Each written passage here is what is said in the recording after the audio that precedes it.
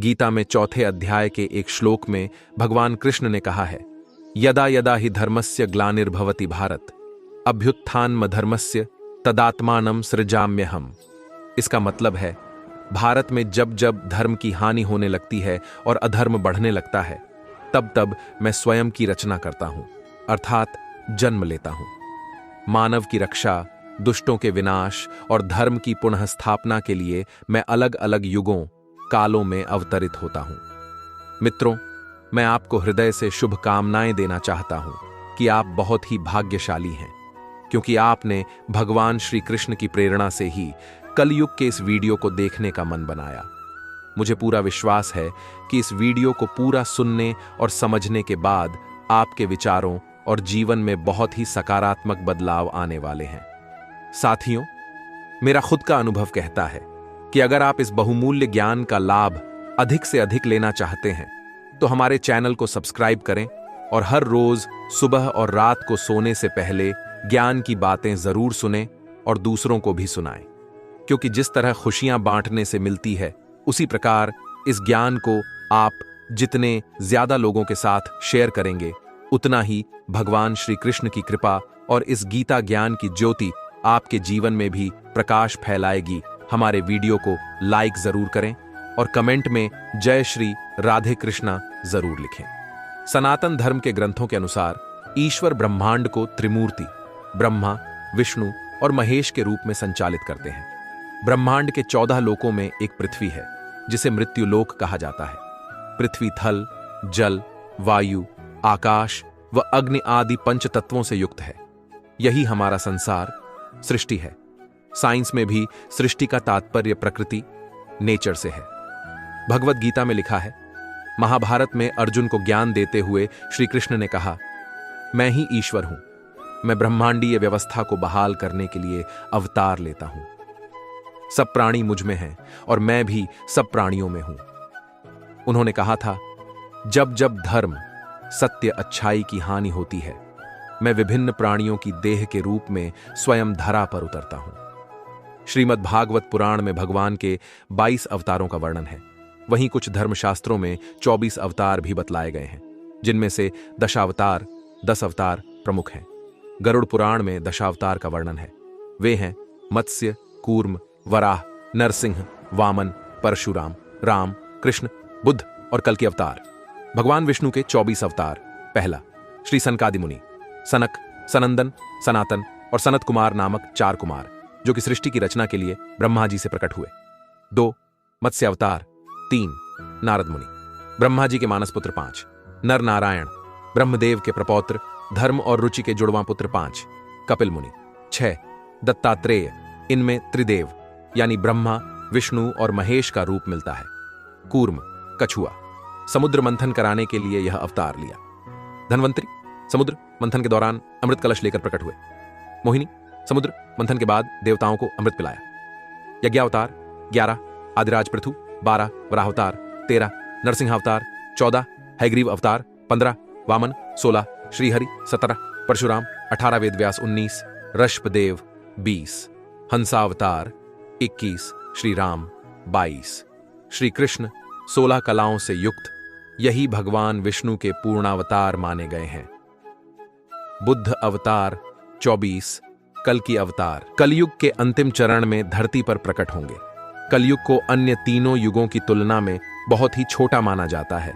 साथ ही बताया गया है कि इस युग की अवधि करीब 4,2000 मानव वर्ष है। इस युग में पाप और अंधकार अपने चरम पर रहता है और देवता, राक्षस आदि नहीं दिखाई देते हैं। कलयुग में मनुष्यों को ही श्रेष्ठ माना जाता है, जो यहाँ जन्म से मरण तक की यात्रा करते हैं। पुराणों में यहाँ तक बताया गया है कि कलयुग में अच्छे लोग कम और बुराइयां चरम पर रहती हैं। इस युग में एक मनुष्य की आयु मात्र 100 वर्ष है। जानकारी के लिए बता दें कि कलयुग को शुरू हुए अभी 50,000 वर्ष ही हुए हैं। विष्णु पुराण में बताया गया है कि भगवान विष्णु को सृष्टि का पालनहार के रूप में पूजा जाता है। यही कारण है कि सभी मांगलिक कार्यों व नित्य पूजा पाठ में भगवान विष्णु का आह्वान निश्चित रूप से किया जाता है। श्रीमद् भागवत पुराण में बताया गया है कि कल युग में भगवान विष्णु काल रूप अर्थात भगवान कल्कि के रूप में अवतरित होंगे। आइए जानते हैं भगवान कल्कि से जुड़ी कथा और उनके अवतरण का समय व उद्देश्य। भगवान विष्णु के 24 स्वरूपों में मत्स्य, कूर्म, वराह, वामन, परशुराम, श्री राम, बुद्ध, श्री कृष्ण और कल्कि अवतार प्रमुख हैं। श्रीमद् भागवत पुराण के अनुसार अब तक पृथ्वी पर 23 बार भगवान विष्णु अवतरित हो चुके हैं। जब कलयुग खत्म होगा और सतयुग का प्रारंभ होने वाला होगा, तब भगवान विष्णु कल्कि रूप में अवतरित होंगे। इनका यह स्वरूप 64 कलाओं से परिपूर्ण होगा और यह सफेद घोड़े पर सवार होंगे। कल्कि रूप में भगवान विष्णु पापियों का सर्वनाश करके पृथ्वी पर पुनः धर्म की स्थापना करेंगे। मान्यता यह भी है कि भगवान कल्कि के अवतरण से सतयुग का आरंभ हो जाएगा। महाकाव्य महाभारत के रचयिता महर्षि वेद व्यास जी ने हजारों वर्ष पूर्व यह भविष्यवाणी की थी। जैसे जैसे कलयुग का समय बीतेगा, पृथ्वी पर अत्याचार और पाप बढ़ता जाएगा। साथ ही सभी लोग पाप के भागीदार होते जाएंगे। राजा शूद्र समान हो जाएंगे। व्यक्ति में संस्कारों का नाश हो जाएगा। शिष्य गुरु के उपदेशों का पालन नहीं करेंगे। लोग वेदों का पालन नहीं करेंगे। वहीं हत्या और लूट की घटनाएं बढ़ जाएंगी और धर्म की नीतियां खत्म हो जाएंगी। जब यह सब अपने चरम पर होगा, तब भगवान कल्कि अधर्म का नाश करने के लिए और धर्म की पुनर्स्थापना के लिए अवतरित होंगे। श्रीमद् भगवद गीता पुराण के एक श्लोक में यह भी उल्लेख किया गया है, विष्णु कहाँ जन्म लेंगे, जो कि इस प्रकार है। संभल ग्राम मुख्यस्य ब्राह्मणस्य महात्मनः भवने विष्णु यशस्सः कल्कि प्रादुर्भविष्यति। अर्थात संभल गांव में विष्णु यशा नाम के एक ब्राह्मण परिवार में कल्कि अवतार का जन्म होगा। भगवान कल्कि के पिता भगवान विष्णु के भक्त होंगे, वेदों और पुराणों के ज्ञाता होंगे और तब भगवान कल्कि उनके घर जन्म लेकर पाप का अंत करेंगे। पुराण में उल्लेख है कि भगवान विष्णु का ये रूप 64 कलाओं से युक्त होगा। कल्कि अवतार देवदत्त नामक सफेद घोड़े पर सवार होकर पापियों का नाश और बुराई का अंत करेगा। इस तरह एक बार फिर धर्म की जीत होगी और उस दिन से फिर सतयुग प्रारंभ होगा। प्रलय का अर्थ होता है संसार का अपने मूल कारण प्रकृति में सर्वथा लीन हो जाना। प्रकृति का ब्रह्म में लय लीन हो जाना ही प्रलय है। यह संपूर्ण ब्रह्मांड ही प्रकृति कही गई है। इसे ही शक्ति कहते हैं। हिंदू शास्त्रों में मूल रूप से प्रलय के 4 प्रकार बताए गए। पहला, किसी भी धरती पर से जीवन का समाप्त हो जाना। दूसरा, धरती का नष्ट होकर भस्म बन जाना। तीसरा, सूर्य सहित ग्रह नक्षत्रों का नष्ट होकर भस्मीभूत हो जाना। और चौथा, भस्म का ब्रह्म में लीन हो जाना, अर्थात फिर भस्म भी नहीं रहे, पुण्य शून्यावस्था में हो जाना। इस विनाश लीला को नित्य, आत्यंतिक, नैमित्तिक और प्राकृत प्रलय में बांटा गया। जिसका जन्म है उसकी मृत्यु भी तय है, जिसका उदय होता है उसका अस्त होना भी तय है, ताकि फिर उदय हो सके। यही सृष्टि चक्र है। इस संसार की रचना कैसे हुई और कैसे इसका संचालन हो रहा है और कैसे इसके विलय हो जाएगा, इस संबंध में पुराणों में विस्तार से उल्लेख मिलता है। जब जब पृथ्वी पर प्रलय आता है, भगवान विष्णु अवतरित होते हैं। पहली बार जब जल प्रलय आया तो प्रभु मत्स्य अवतार में अवतरित हुए और कलयुग के अंत में जब महाप्रलय होगा तब कल्कि अवतार में अवतरित होंगे। जिस समय कल्कि अवतार अवतरित होंगे उस समय मनुष्य की परम आयु केवल 20 या 30 वर्ष होगी। जिस समय कल्कि अवतार आएंगे, चारों वर्णों के लोग क्षूद्रों, बोने के समान हो जाएंगे। गौएं भी बकरियों की तरह छोटी छोटी और कम दूध देने वाली हो जाएगी। वर्षा नहीं हुआ करेगी। भयंकर तूफान चला करेंगे। कलयुग के अंत में भयंकर तूफान और भूकंप ही चला करेंगे। लोग मकानों में नहीं रहेंगे, लोग गड्ढे खोद कर रहेंगे। धरती का 3 हाथ अंश अर्थात लगभग 4.5 फुट नीचे तक धरती का उपजाऊ अंश नष्ट हो जाएगा। भूकंप आया करेंगे। कलयुग का अंत होते होते मनुष्यों का स्वभाव गधों जैसा हो जाएगा। लोग प्राय गृहस्थी का भार ढोने वाले और विषयी हो जाएंगे। ऐसी स्थिति में धर्म की रक्षा करने के लिए सद्गुण स्वीकार करके स्वयं भगवान अवतार ग्रहण करेंगे। सूक्ष्म वेद अनुसार राजा हरिश्चंद्र जी, जो वर्तमान में स्वर्ग के अंदर हैं, वो ही श्री विष्णु जी की आज्ञा से कल्कि नामक अवतार धारण कर आवेंगे। वे विष्णु लोक में विराजमान हैं, जहां वे अपने पुण्यों का फल भोग रहे हैं। कैसा होगा प्रलय का नजारा। महाभारत में कलयुग के अंत में प्रलय होने का जिक्र है, लेकिन यह किसी जल प्रलय से नहीं बल्कि धरती पर लगातार बढ़ रही गर्मी से होगा। महाभारत के वन पर्व में उल्लेख मिलता है कि कलयुग के अंत में सूर्य का तेज इतना बढ़ जाएगा कि सातों समुद्र और नदियां सूख जाएंगी। संवर्तक नाम की अग्नि धरती को पाताल तक भस्म कर देगी। वर्षा पूरी तरह बंद हो जाएगी, सब कुछ जल जाएगा। इसके बाद फिर 12 वर्षों तक लगातार बारिश होगी, जिससे सारी धरती जलमग्न हो जाएगी। श्रीमद् भागवत के अनुसार ऐसा माना जाता है कि 2 कल्पों के बाद सृष्टि का अंत होता है। हर कल्प में एक अर्ध प्रलय होती है। 2 कल्पों का अर्थ है कि 2000 चर्तुयुग। इसी प्रकार दूसरा कल्प पूरा होने पर प्रलय आता है, यानी सृष्टि का विनाश हो जाता है। इसके बाद पूर्ण सृष्टि की उत्पत्ति होती है और यही क्रम अनवरत जारी रहता है। जिस समय कल की अवतार अवतरित होंगे उस समय मनुष्य की परम आयु केवल 20 या 30 वर्ष होगी। जिस समय कल की अवतार आएंगे, चारों वर्णों के लोग क्षुद्रों, बोने के समान हो जाएंगे। गाय और मनुष्य की आयु के बारे में जो बातें इस पुराण में कही गई, उसे जानकर तो आप हैरत में पड़ सकते हैं। विष्णु पुराण में बताया गया है कि मनुष्य की आयु सीमा धीरे धीरे घटती जाएगी और अंत में मात्र 20 साल रह जाएगी। 5 वर्ष की उम्र में स्त्री गर्भवती हो जाया करेगी, 16 वर्ष में लोग वृद्ध हो जाएंगे और 20 वर्ष में मृत्यु को प्राप्त हो जाएंगे। इंसान का शरीर घटकर बोना हो जाएगा। ब्रह्मवैवर्त पुराण में बताया गया है कि कलयुग में ऐसा समय भी आएगा जब इंसान की उम्र बहुत कम रह जाएगी, युवावस्था समाप्त हो जाएगी।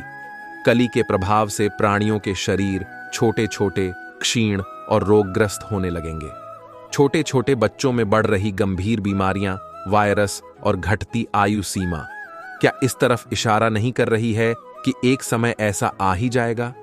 कलयुग में लोगों के बाल अल्पायु में ही सफेद होने लगेंगे और 12 वर्ष की अवस्था में ही लोगों के बाल पकने लगेंगे।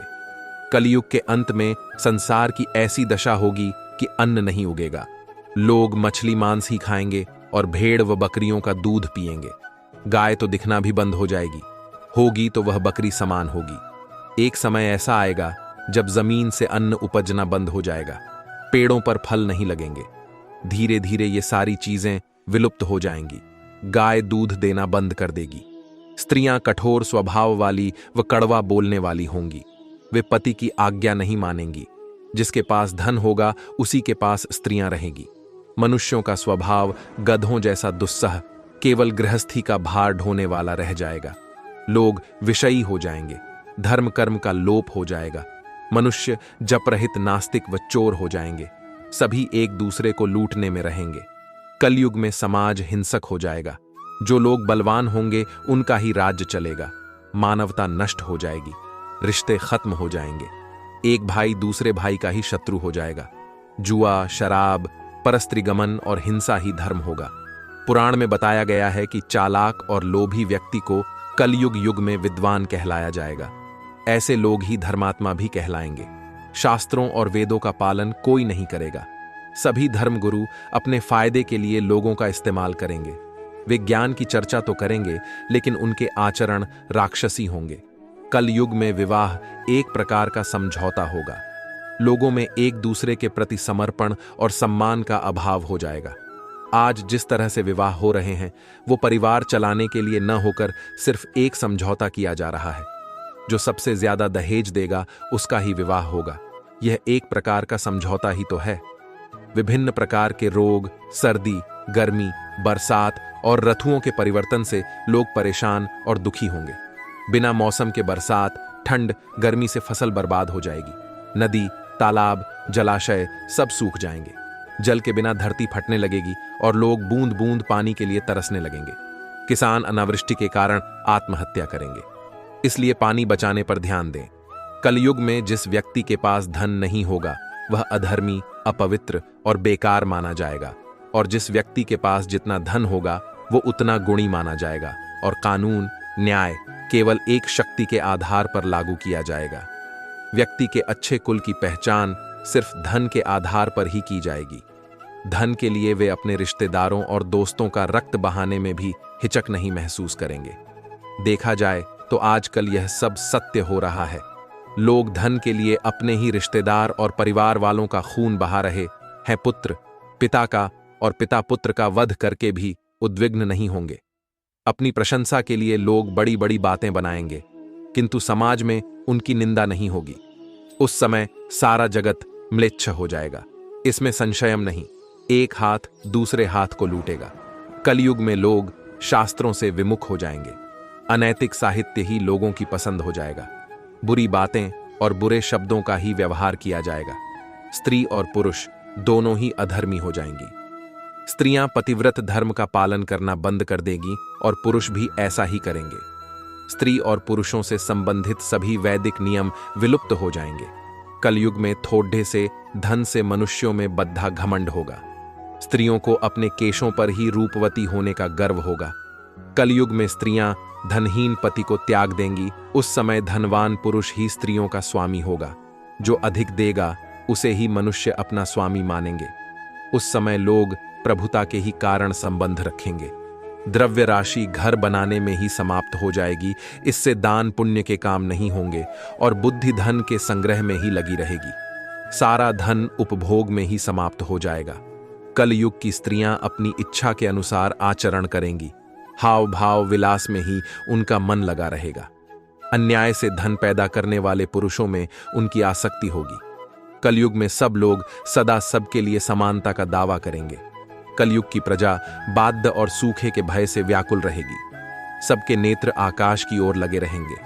वर्षा न होने से मनुष्य तपस्वी लोगों की तरह फल मूल पत्ते खाकर और कितने ही आत्मघात कर लेंगे।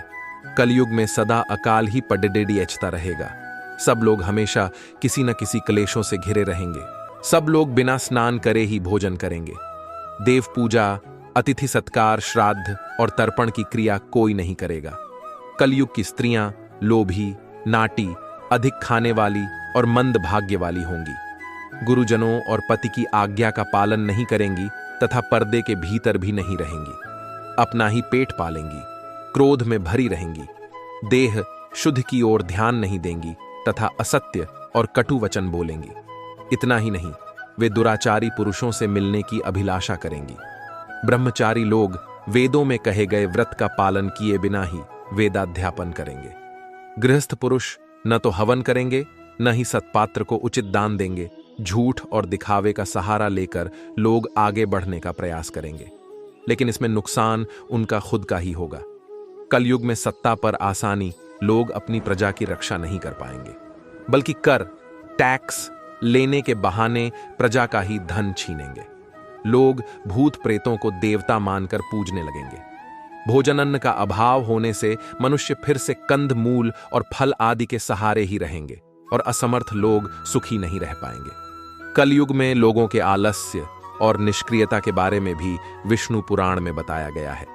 इसके अनुसार लोग बिना स्नान के ही भोजन कर लिया करेंगे। वेद व्यास जी ने सभी युगों में कलयुग को श्रेष्ठ युग भी बताया है। उन्होंने कहा है कि सतयुग में मनुष्य को 10 साल जप करने के बाद पुण्य की प्राप्ति होती है। त्रेता युग और द्वापर युग में वही पुण्य 1 साल के तप द्वारा प्राप्त किया जा सकता है।